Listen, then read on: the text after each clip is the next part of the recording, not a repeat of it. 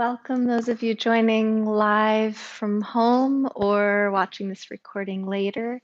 It's Wednesday, September 15th, and I'm Annie Moyer at Sun and Moon Yoga Studio, and we're going to get started shortly with our meditation practice and Dharma talk. As I'm welcoming some live bodies in an actual room together. How lovely. It still feels a bit of a novelty and a treat and a privilege.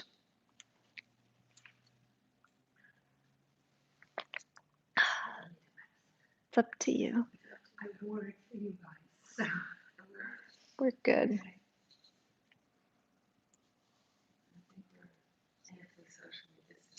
Yeah.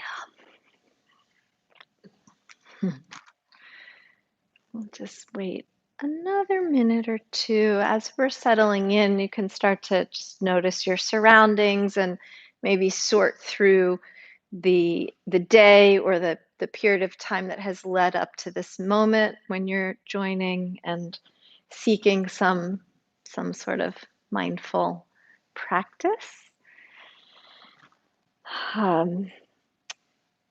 Sometimes the day kind of buzzes around sometimes. Okay, let's all the time, right? It buzzes around and little bits and pieces pop up, or maybe like just there's some loudness about the voices or the experiences that you've had during the course of the day. So I like to give room for that. Like make it okay to have those buzzies. And just notice them right now and make room for them. Like, yeah, here, have a seat. Have another seat. Be what it is. Because it's all part of who we are. We don't erase things. We just vary. Or we let them take up too much space. So just take a moment and see what's present and real for you right now. See, we've got some people joining us on the live stream. Welcome. Thank you for being here. And once again, welcome to those of you in the room. So let's settle in. Tonight we're going to start with a short sit, about 10 to 12 minutes, and then I'll introduce the theme for the evening. We'll talk a little bit about that. Then we'll do another short mindfulness practice, a thought experiment. And hi, Sandra. Hi, Dina. And we will then do another short sit and then talk about some things some more. And so that's how we'll alternate the evening. Right? So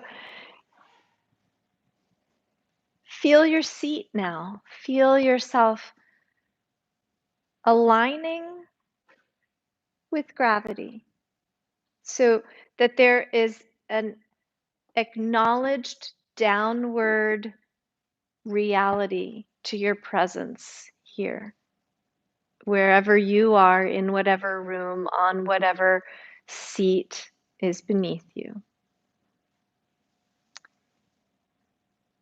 And recognize the connection between the thing that is immediately supporting you, whatever surface it is, and the thing that supports it. Underneath this bolster that I'm sitting on is a blanket, and underneath that blanket is a cork floor. And underneath that cork floor is some concrete. And underneath that concrete is beyond my knowledge of construction, but something that connects the building to the ground. And so I'm tracing those grounded realities that are all here aligned with gravity to hold me and each of you safe.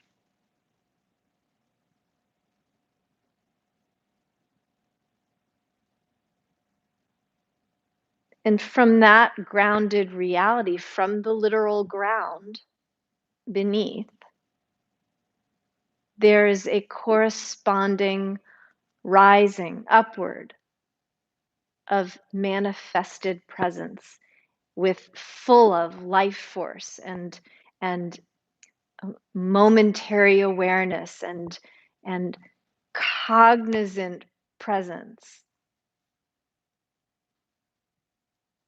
the things that make up who we are and dictate our existence and allow it. Those are rising energies. So feel that happening too. Perhaps you can feel that with an exhale, which drops the diaphragm and helps to elevate what's above it: the heart, the chest, the lungs, the upper carriage of the body, the mind, the brain, the crown of the head. All of this rising up, joining with the life force that swirls around us, keeps things moving so that we don't entirely 100% succumb to the down suck of gravity. So there's this balance. And let's just sit in the midst of that and watch our breath dance between the two opposite energies.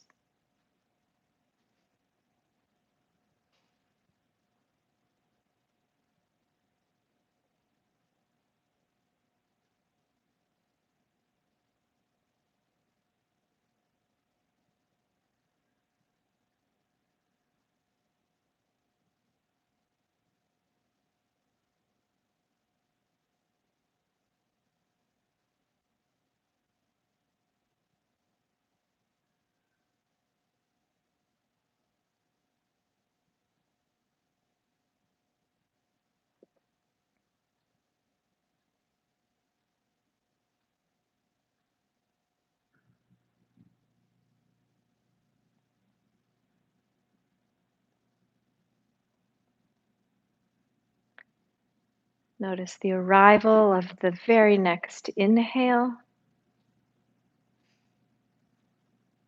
and the departure of its corresponding exhale.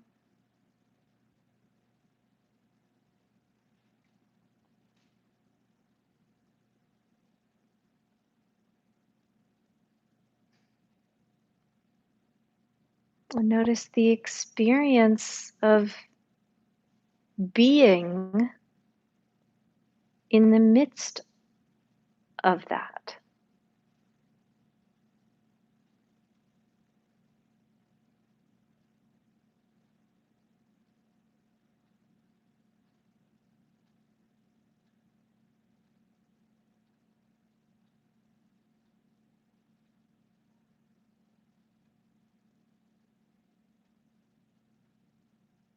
And then acknowledge the intellectual acrobatics that take us away from that simple correspondence of rising and falling, inhaling and exhaling.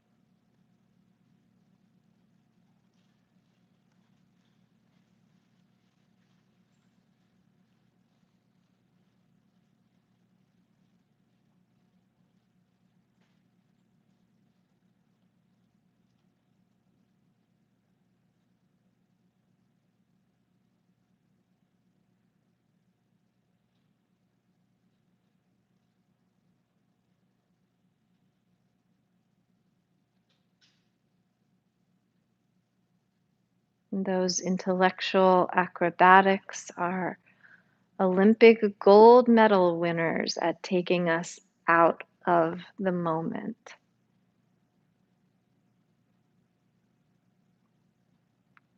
Make room for them to stand on their pedestal and come back to the breath. Return and begin again to notice the rising and falling sensation of what it means to be alive and here and now.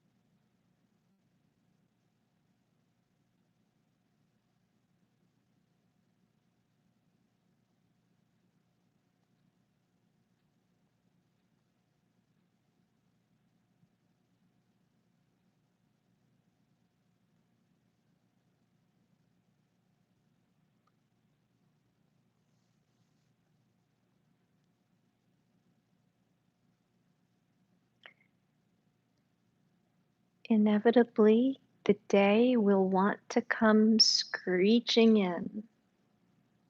Just step out of the way. Let it come to rest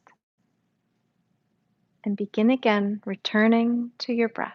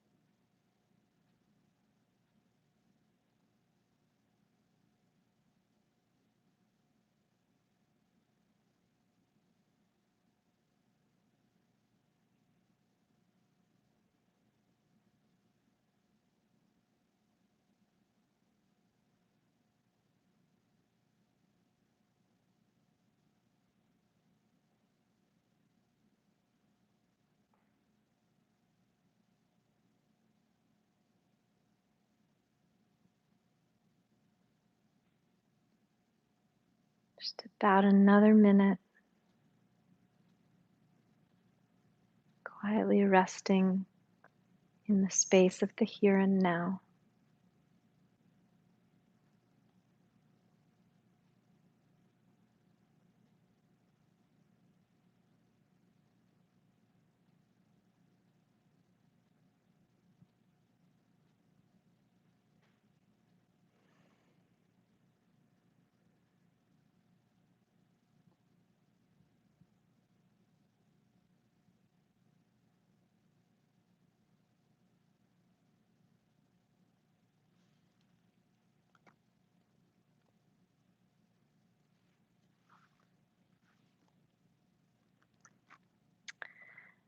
And then just orient yourself back into the room and this moment, gently fluttering open your eyes if they've been closed, and maybe stretch out a leg or two or shift your position a little bit.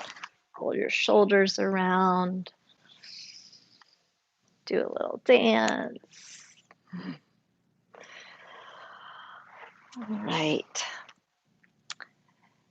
The, the teachings of the Dharma tell us in a very reassuring way that part of our journey is going to involve hindrances or obstacles on the path, and this path is the one that is our practice toward well-being, the path to peace, and that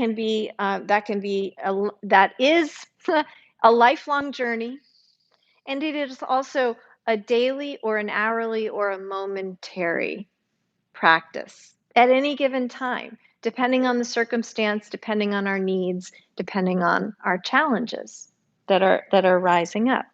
And so there are a good chunk of these hindrances. You can probably reel some off in your own mind based on real life experience.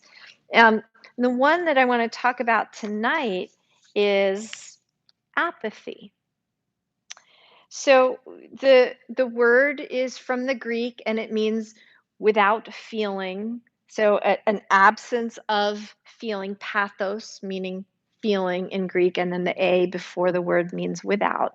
So it's an absence of feeling, an absence of emotion, and oftentimes it's the absence of a desire to then do anything at all. And so we languish there in a state of apathy often. There's an old joke, and it goes, which is worse, ignorance or apathy? And the answer is, I don't know and I don't care. So the the state of the apathetic state is often a byproduct of either depression or anxiety. It isn't always a result of those things, but often it is. And whether those things are persistent and chronic in our lives or fleeting or situational, when they reach a certain point, feelings of sadness or hopelessness or can be overwhelming, and so we'll shut down because those feelings are too much to bear. Or on the flip side, which really is two sides of the same coin, with anxiety, the feelings are all over the place. They're raging, they're jarring and sharp, and often often chaotic and loud inside our minds. And so that too can be overwhelming and lead to shutdown. And so in either case, it's just easier not to feel anything than it is to feel the reality of those difficult feelings themselves. And then what happens is the less we feel, the less we are emotionally alive and vibrant, the less we do. And then the less we do, the less we feel, because we are sensory beings. That's how we're structured. Those are the gifts or the tools that have been given to us as human beings to be in the world and recognize and respond to our surroundings. One of my most influential anatomy teachers, Gil Hedley, describes our fascia, the layer of connective tissue underneath the skin that holds our innards together. He describes that fascia as our resonant fleece. And it's this coat or sweater that we wear underneath our skin that resonates with the world, that receives and transmits information about our sensory experiences in the world. And so a state of apathy could be a state where we forget to put that fleece on, or we forget we're wearing it in the first place, and so we're numb to the state of beingness in the world. So with anxiety or depression, the state of overwhelm leads to not feeling because it's too much, and then we don't do, and then the less we do, the less we feel. So the less we are relating to the world around us, and that sets up just nothing more than a vicious cycle. So we all know that that the icon or the logo of Nike, right? The winged god Nike of the swoosh, right, on his heels, and it's just do it.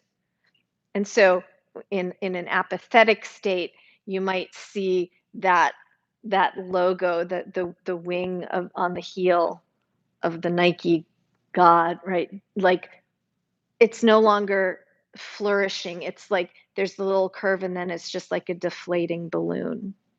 And I saw a meme with this, and it had that deflated Nike sign, and it said, "When you kind of want to do it but not really." So action here is required in order to live up to our ability to be human, and if we want to consider it a gift to be human, then we have to just do it.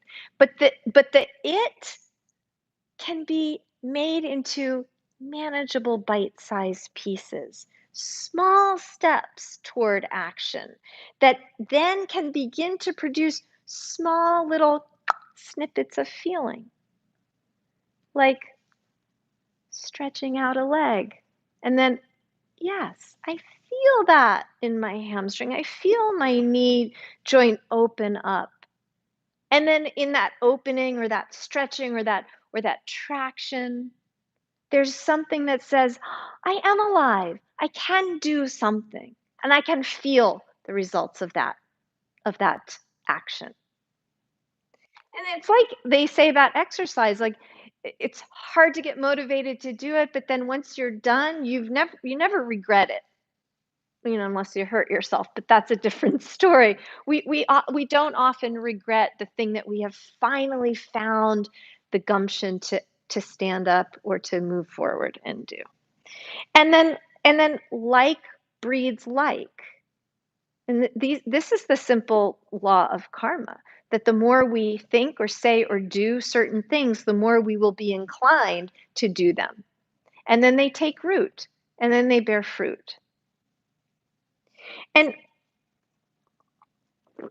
even sitting quietly and observing bodily sensations can be the action that results in that inner spark, that little light. I'm looking at these twinkly lights on the tree behind me, just that little shining nugget of comfort and reminder that, like, yeah, all right, this is what life can be, and I'm here for it.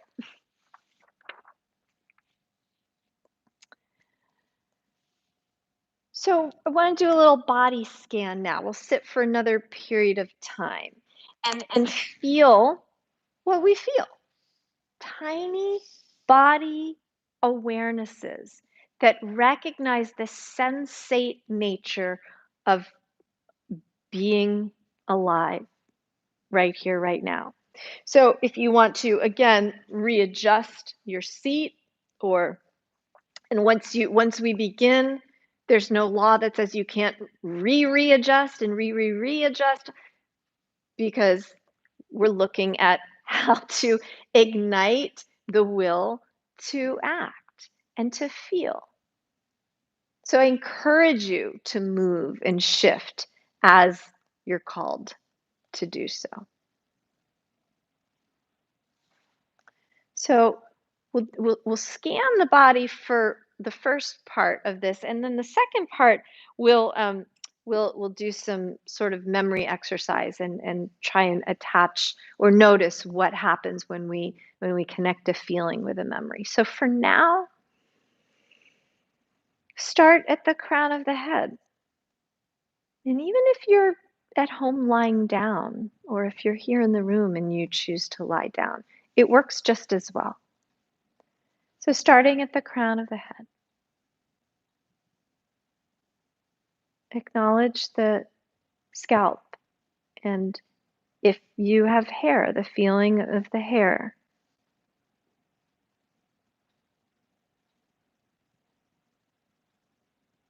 And notice now coming down the front of the face, the brow, and your eyes.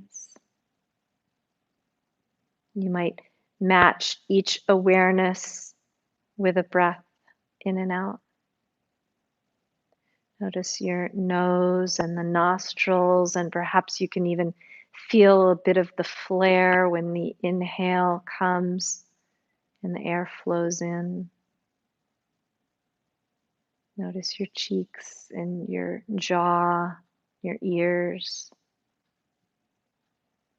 and the back of the skull down to the neck and down the front of the throat. Notice the width of your shoulder carriage and the buoyant nature of your heart and lungs inside the wide, willing chest.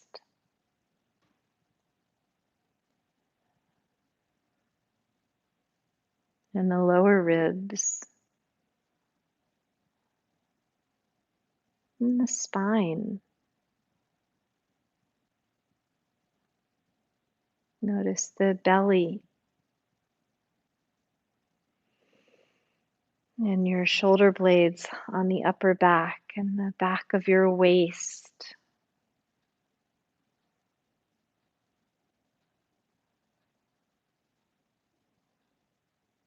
And your lower back.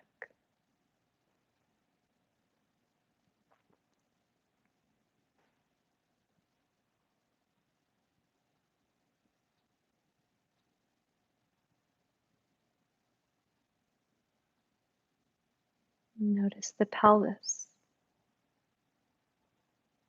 the hips, the root of the torso.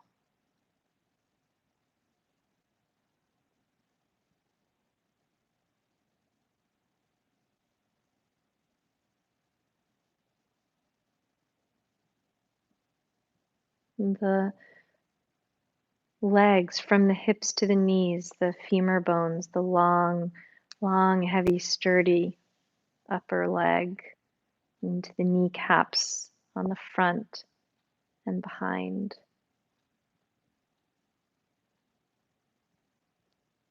The smooth curve of the calves and the straight or boniness of the shins.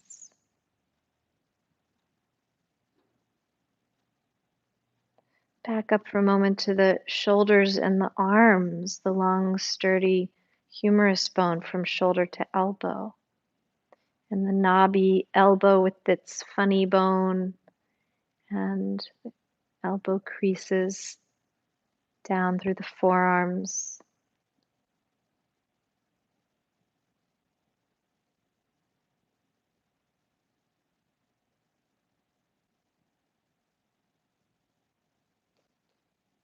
Back down at the bottom of the legs, the ankles, heels, soles of the feet and tops of the feet, and all 10 little piggies of your toes.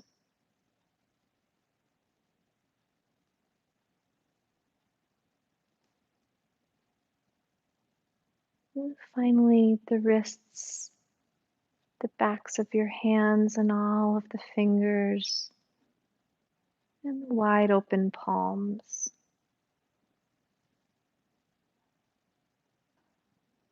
So in any part of the body that was either interesting in its sensation or missing in its sensation, come back there and spend a few breaths.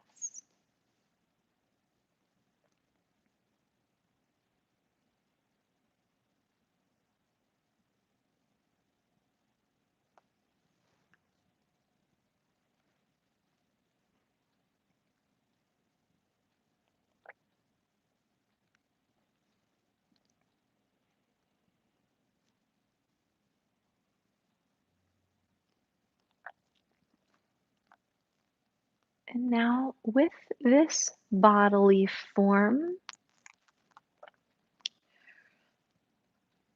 do a recollection of a time where you used something in the body, your hands or your feet or your legs or your heart or your eyes, to do something that you enjoy or love. And bring yourself back to that time. It could have been something you did this afternoon. I went swimming, felt great. Could have been something you did as a child, cartwheels in a meadow, or sitting around a summer campfire. Just bring one thing to mind. Could be sitting, watching your favorite movie in your favorite chair, or having coffee with a friend, or celebrating a holiday with your family, anything. And can you observe and name the sensations that accompanied that experience?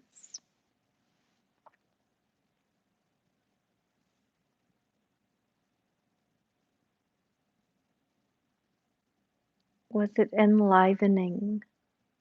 Was it joyful?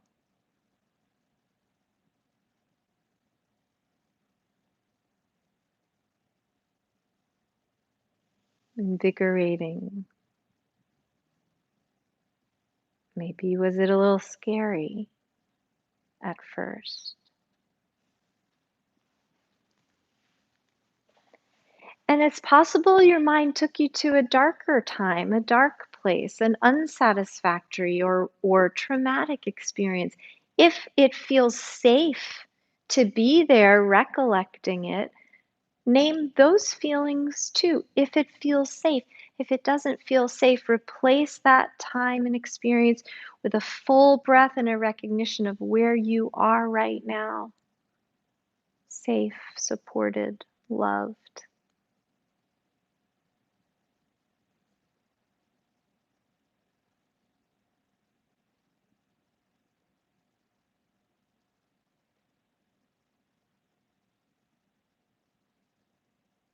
And the idea of waking up to the positive feelings that accompany experience is to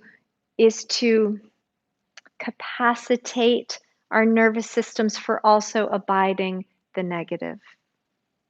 So we know that we can feel, we know that we can match those feelings with presence, with breath, and with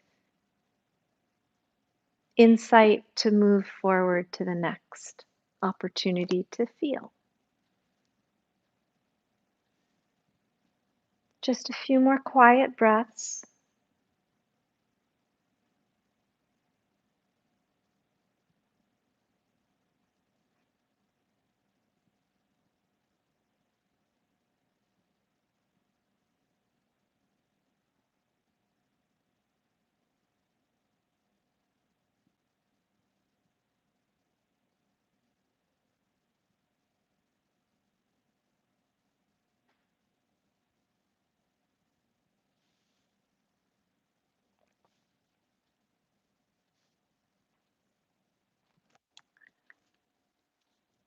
And return to your awareness of the environment around you.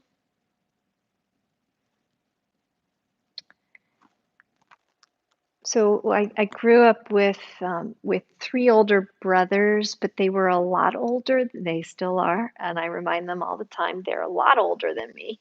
And but what this meant was like even though I have three siblings and I grew up with three older brothers, I didn't have a lot of uh, I didn't have people to play with in my home growing up as a kid.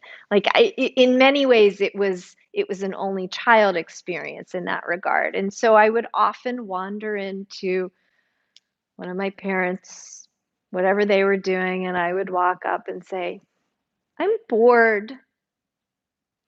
And like even and I had plenty of friends in the neighborhood, but you don't live with your friends and it can be boring as a kid. And my father hated when I would tell him that I was bored, and he would point to the our we had a whole wall that was a home library. And he would say, "How can you be bored? Look at all those books. Just pick one and start reading."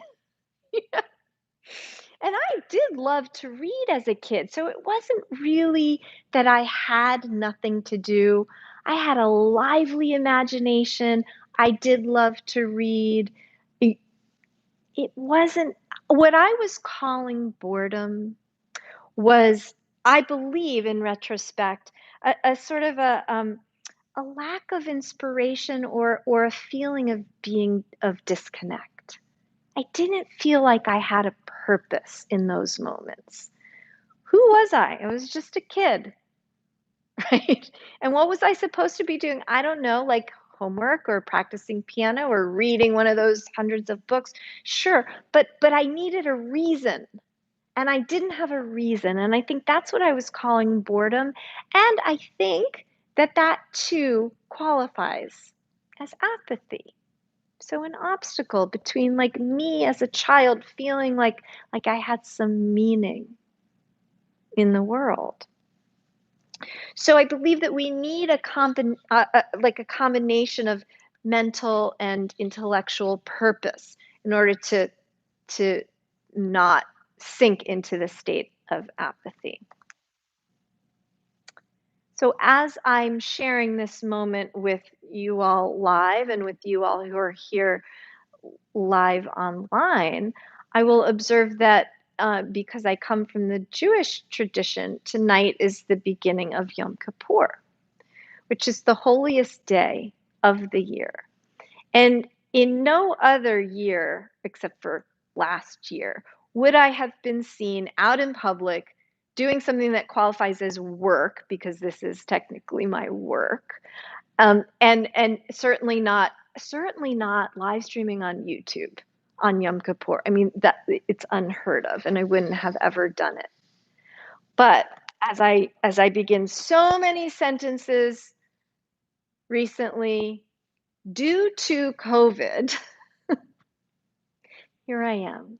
I'm not at synagogue worshiping with the congregation, with my Jewish friends in community and my family as I would normally have been, because I didn't, well, A, because due to COVID, um, but rather than doing an alternative version of worship or simply observing quietly by myself at home, which in normal times I would be more than happy to do, I wasn't feeling it.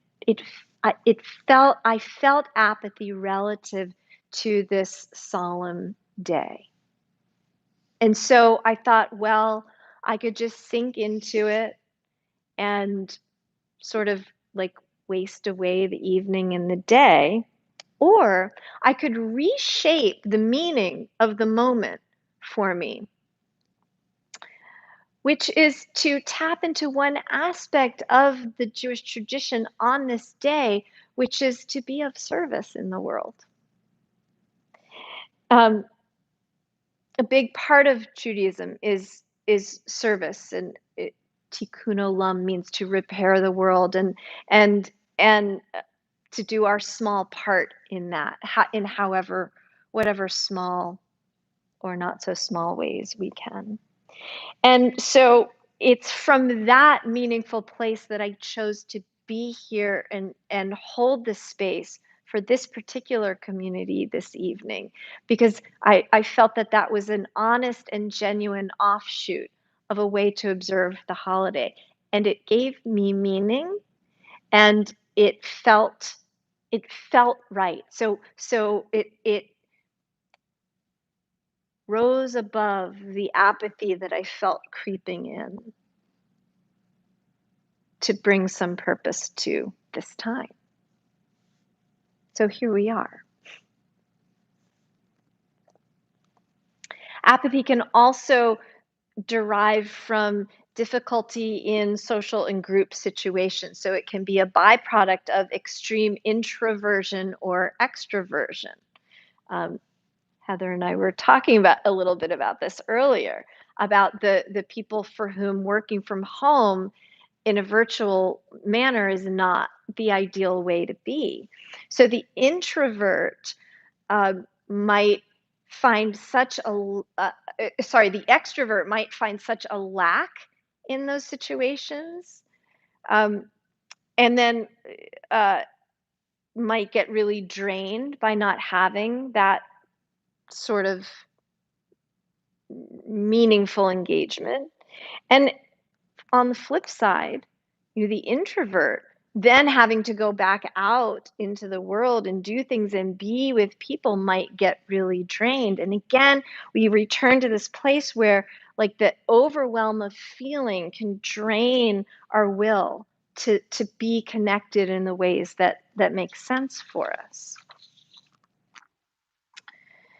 And it's all about balance in this regard.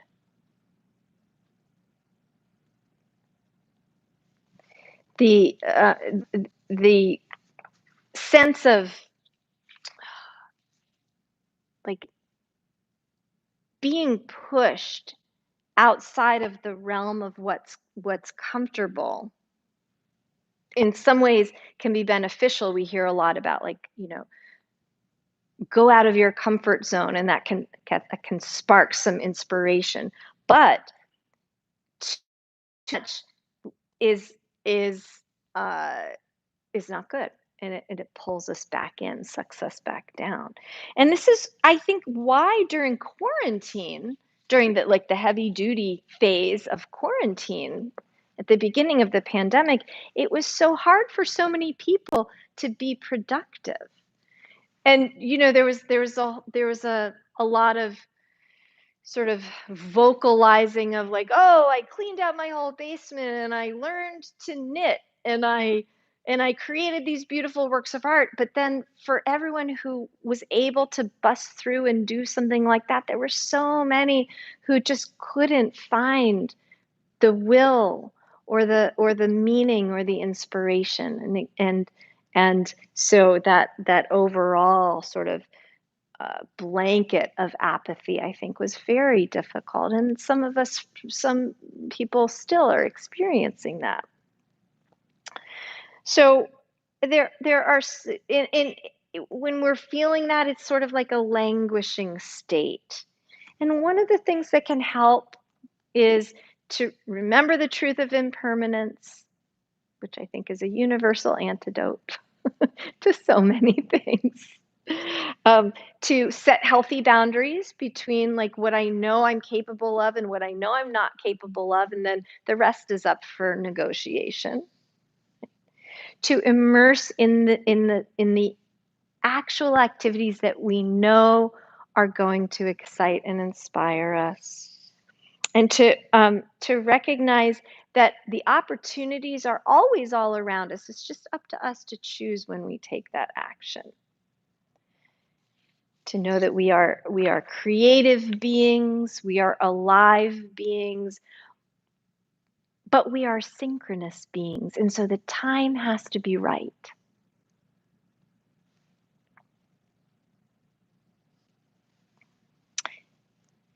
Back to the idea of being of service, there is a quote from James Baldwin, the writer and activist during the civil rights movement. He was a Black gay man. He had a lot to fight for and on behalf of, and he wrote or said, "I'm terrified at the moral apathy, the death of the heart, which is happening in my country. These people have deluded themselves for so long that they really don't think I'm human. And this means that they have become in themselves moral monsters."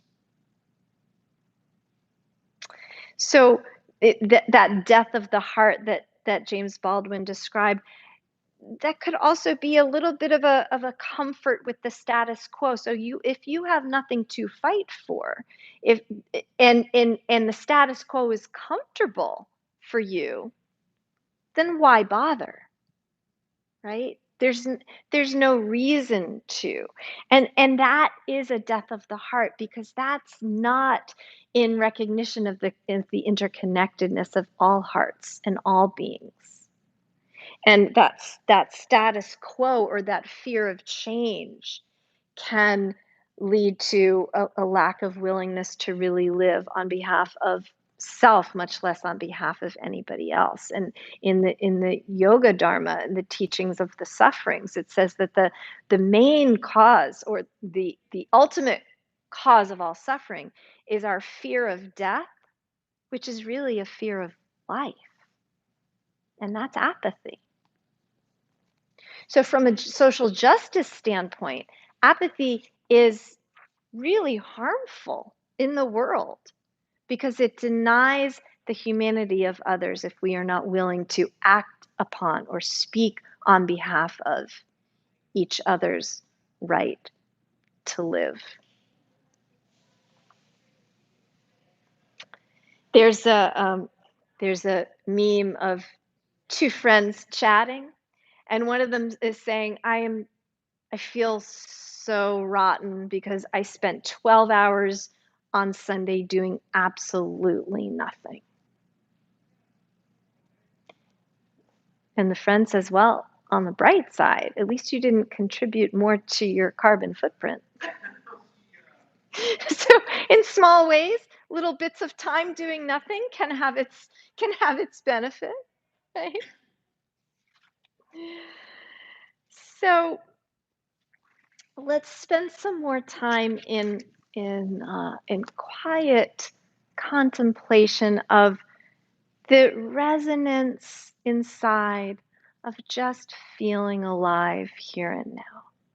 Just that sense of beingness. And whatever that means in terms of physiological experience or emotional experience. And if the emotions are negative, once again, let them be only if it feels safe. And if it doesn't feel safe, return to your physical surroundings, see the door, feel the floor, feel the breath, and just be there. Right? So we'll take some quiet time. And if you have ambient sound in your environment, let that in. Let that be a part of what you feel.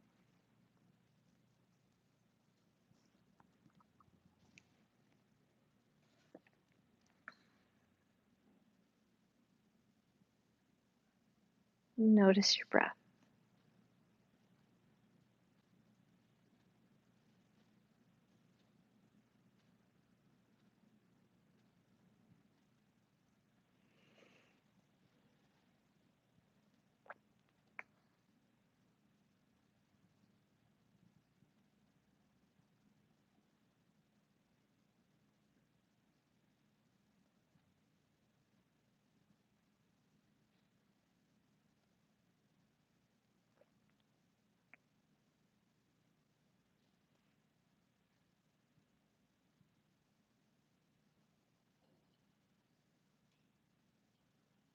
Feel the gentle movement of air on your skin.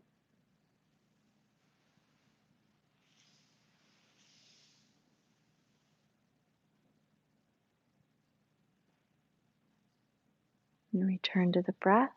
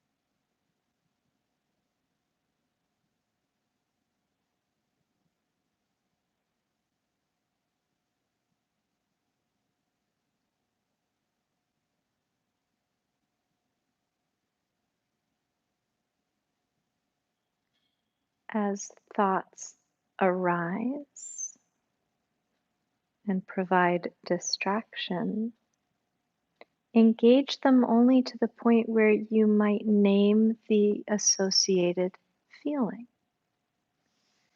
And then add to that associated feeling your own awareness of your breath so that you bring yourself back and bring yourself back and bring yourself back.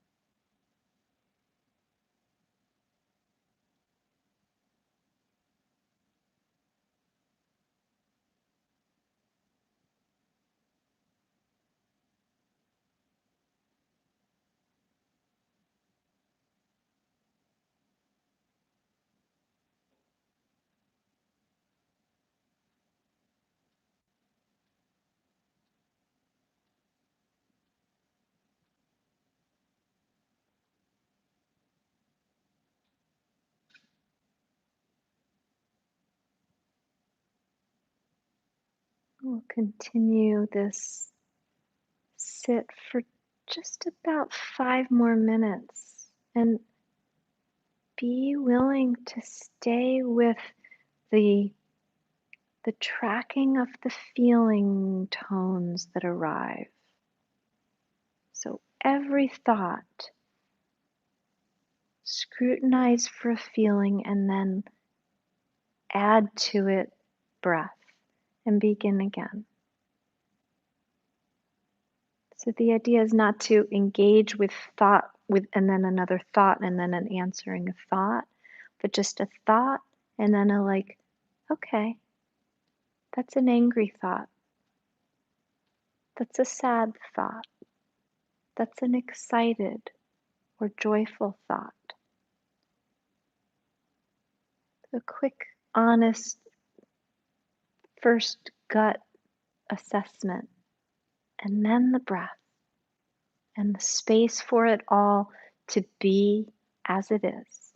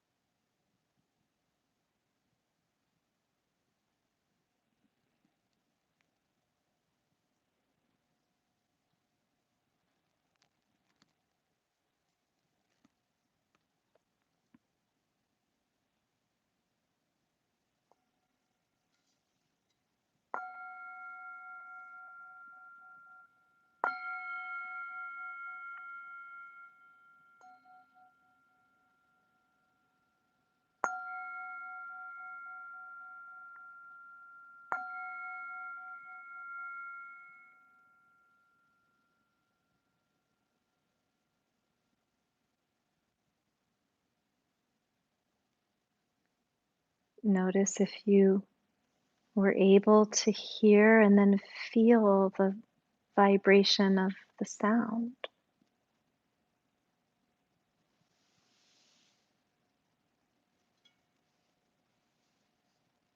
Take another lingering inhale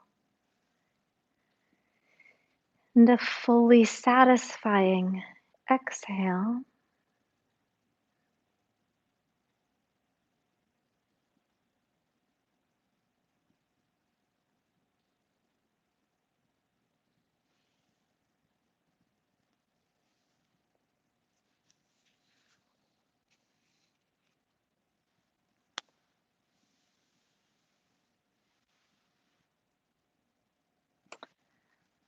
And bring palms together at the heart.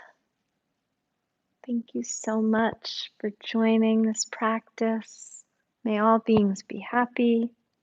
May all beings be free from suffering and the causes of suffering.